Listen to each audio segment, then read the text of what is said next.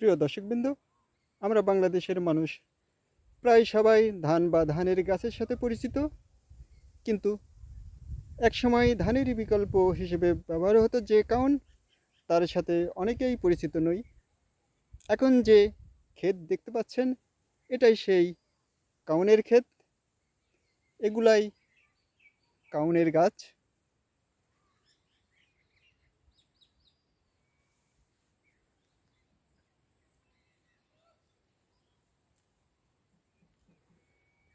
কাউনের গাছ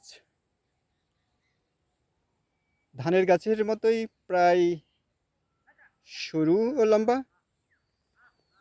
তবে কাউনের গাছ ধানের গাছের চেয়ে মোটা ও লম্বা। পাতাগুলো ধানের পাতার চেয়ে হালকা রঙের। দেখতে পাচ্ছেন পাতা গাছ।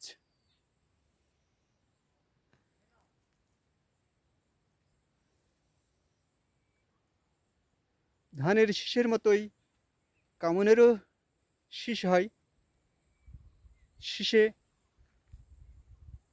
ধানের মতো অত বড় নয়, ছোট ছোট অসংখ্য দানা থাকে। এই দানার ভিতর থেকেই চাল পাওয়া যায়।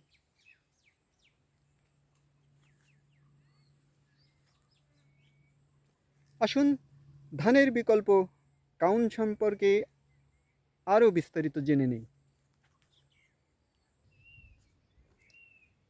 প্রিয় দর্শকবৃন্দ, বাংলাদেশের মানুষ ধানের উপর নির্ভরশীল। আমরা ধানের চালের ভাতসহ ধানের চালের তৈরি বিভিন্ন ধরনের খাবার খেয়ে জীবন ধারণ করি। কিন্তু একসময় ধানের পাশাপাশি কাউন উৎপাদন করা হতো ঠিক ধানেরই বিকল্প হিসেবে। কারণ ধান থেকে যা যা খাবার তৈরি করা যায়, কাউন থেকেও ঠিক তাই তাই খাবার প্রস্তুত করা যায়। যেমন সিদ্ধ ধান শুকিয়ে যে চাউল করা হয়, তা দিয়ে ভাত, খিচুড়ি, যা চাল, ডাল, হলুদ, মরিচ, পেঁয়াজ, লবণ, মশলা দিয়ে নরম করে রান্নাকে যা বলে। আবার সিদ্ধ না করা ধানের চাল হতে তৈরি করা হয় পোলাও পায়েস। আবার আলো চালের ময়দা দিয়ে রুটি এবং বিভিন্ন ধরনের পিঠা তৈরি হয়। ঠিক কাউনের সিদ্ধ চালের ভাত, খিচুড়ি যা রান্না করা যায়। আবার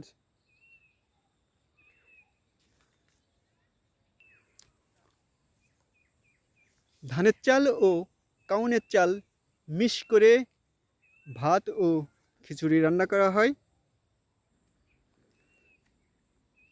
এমন একটা সময় ছিল যখন একটানা অনেক দিন বৃষ্টি লেগে থাকতো, অনেক দিন আলোর মুখ দেখা যেত না, রোদ বের হতো না। সেই সময়টা কৃষকরা ধান থেকে চাল তৈরি করতে পারতো না, সিদ্ধ করে রোদে শুকানোর অভাবে। তখন এই কাউন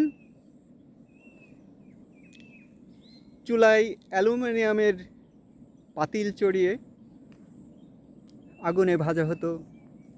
এই কাউন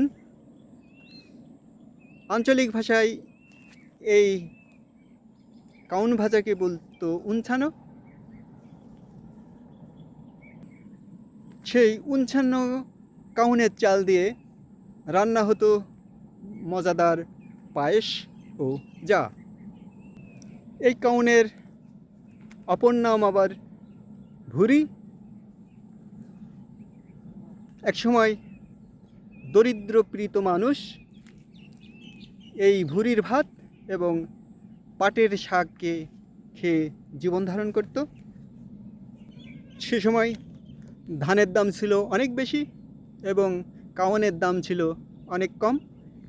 1 কেজি ধানের দামে কয়েক কেজি কাউন পাওয়া যেত। কিন্তু এখন কাউন বিলুপ্ত প্রায়, সেভাবে আর আবাদ করা হয় না।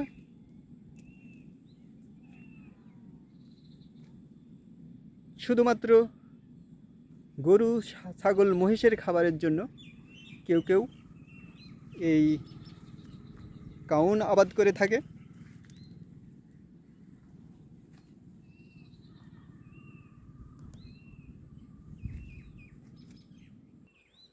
কিন্তু আবারও যদি আমরা এই কাউনের উপর নির্ভরশীল হই, তাহলে ধানের উপরে অনেকটাই চাপ কমে আসবে।